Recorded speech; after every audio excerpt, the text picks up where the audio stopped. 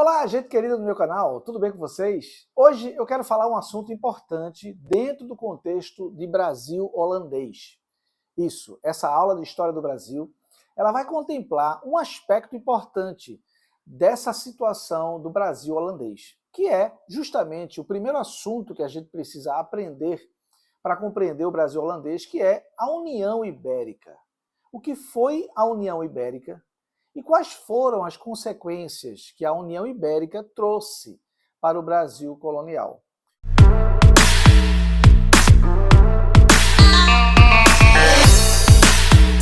Se você está aqui no canal e ainda não é inscrito, eu quero te convidar a se inscrever no nosso canal.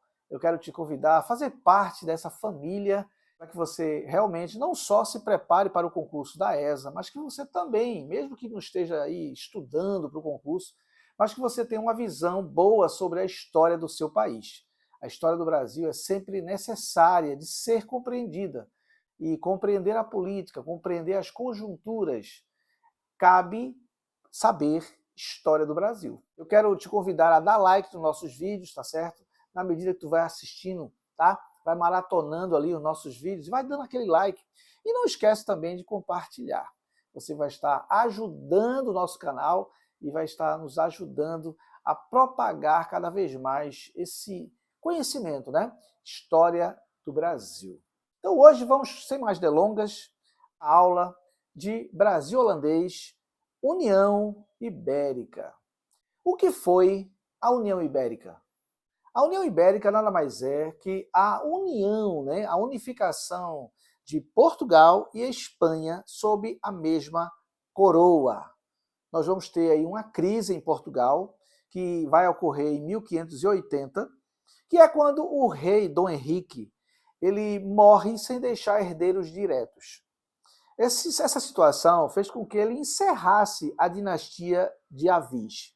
A dinastia de Avis estava realmente já há bastante tempo no trono português, mas Filipe II, rei da Espanha, vai se tornar o dominador da coroa portuguesa. Como isso aconteceu? Foi o seguinte, a mãe dele era uma rainha portuguesa, e por conta disso ele trouxe tropas e invadiu e conquistou Portugal. E fazendo isso, ele reivindicou o domínio espanhol para Portugal. Dessa forma, por 60 anos, a União Ibérica se aconteceu. Alguns chamam também de União Peninsular, porque era a Espanha e Portugal, né, que se localizam na Península Ibérica.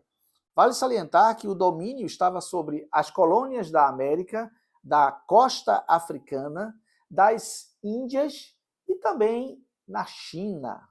Estava ali o vasto Império Espanhol, por ter dominado a coroa portuguesa. Mas uma coisa interessante a gente precisa atentar. Não havia ali, basicamente, uma interferência muito intensa na coroa portuguesa e na gestão de suas colônias.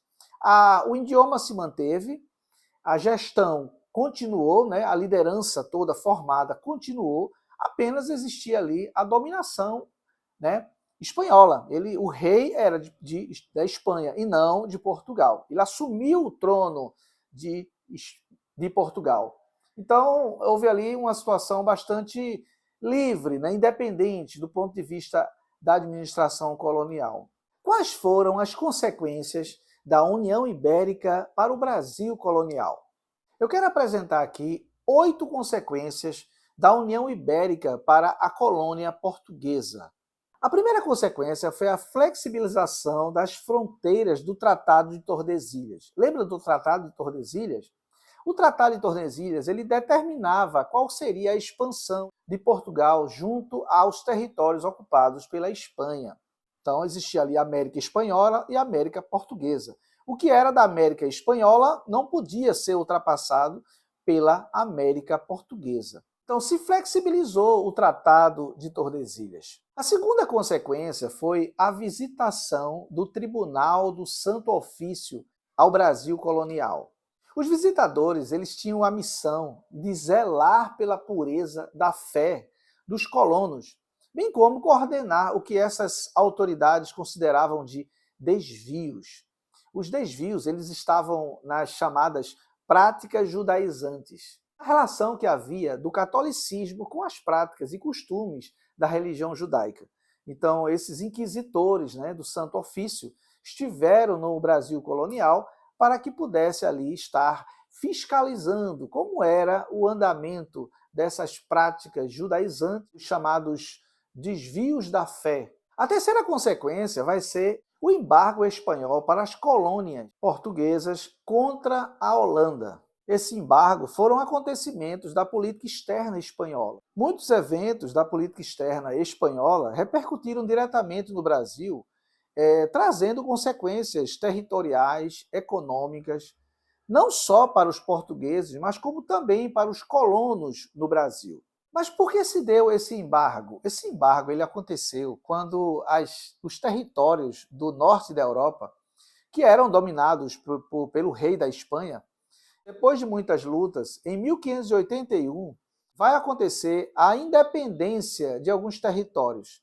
Esses territórios conquistados, né, pela Espanha, vai ter ali a proclamação da República, chamada República das Províncias Unidas. Essas Províncias Unidas, elas tinham como capital a cidade de Amsterdã, que inclusive ela era considerada um dos importantes centros comerciais da Europa. Então, Amsterdã, tendo aí essa independência, né, dos domínios do rei espanhol, ela vai trazer ali uma represália do governo espanhol contra a Holanda, que foi um bloqueio econômico. Então, Filipe II ele proibiu que os produtores e comerciantes das colônias, né, negociassem com os holandeses. Isso aí ele pretendeu impor-lhes um bloqueio econômico que ficou conhecido, né, como o embargo espanhol. Esse embargo, né, ele afetou as relações comerciais entre o governo de Portugal e de Holanda. Como? Ele causou grandes prejuízos aos holandeses. No Brasil, especificamente, eles participavam do negócio açucareiro de uma forma tão intensa que eles controlavam a lucrativa operação de transporte, refino e distribuição de todo o açúcar para o mercado europeu. Então, essa parceria que já existia, ela foi proibida pelo governo espanhol. Então, esse embargo foi uma consequência muito importante da União Ibérica para a colônia brasileira. Vale salientar que a Holanda ela também participava do comércio de vários produtos coloniais brasileiros, e dentre eles o pau-brasil, o algodão e o couro. Então, Portugal e Holanda já estavam bastante unidos do ponto de vista comercial. Então, esse embargo espanhol será algo muito prejudicial para as colônias brasileiras. A quarta consequência da União Ibérica vai ser a pilhagem de toda a costa africana pela Holanda em 1595, como ação, né, de represália ao embargo espanhol. A quinta consequência vai ser a pilhagem da cidade de Salvador pelos holandeses em 1604. Então, esse fato de chegar com navios e realizar pilhagens a determinadas cidades, determinados lugares, sob domínio português, no caso agora espanhol, foi algo que a Holanda fez como represália ao embargo espanhol. A sexta consequência da União Ibérica vai ser a criação da Companhia das Índias Orientais pelos holandeses. Em 1602, a Holanda vai criar uma empresa que estará responsável pelo controle do comércio com o Oriente. Então, essa empresa privada ela vai controlar todo aquele comércio que havia entre a Europa e as Índias. E a sétima consequência vai ser a fundação da Companhia das Índias Ocidentais em 1621. Então, a Holanda vai criar não só a Companhia das Índias Orientais, mas também a Companhia das Índias Ocidentais. Então, essa empresa privada ela vai controlar todo o comércio, a costa africana atlântica e a América Portuguesa, nesse caso, Brasil. Por fim, como oitava consequência da União Ibérica, a Companhia das Índias Ocidentais elas vão planejar ocupar o Nordeste brasileiro. Então, essa decisão e planejamento para invadir o Brasil pela Holanda foi algo dessa empresa, Companhia das Índias Ocidentais. E a missão dessa companhia vai ser executada. E isso é assunto da próxima aula, que vamos tratar das invasões holandesas propriamente dita. Então, União Ibérica, a gente termina por aqui e a gente se vê no próximo vídeo com as invasões holandesas.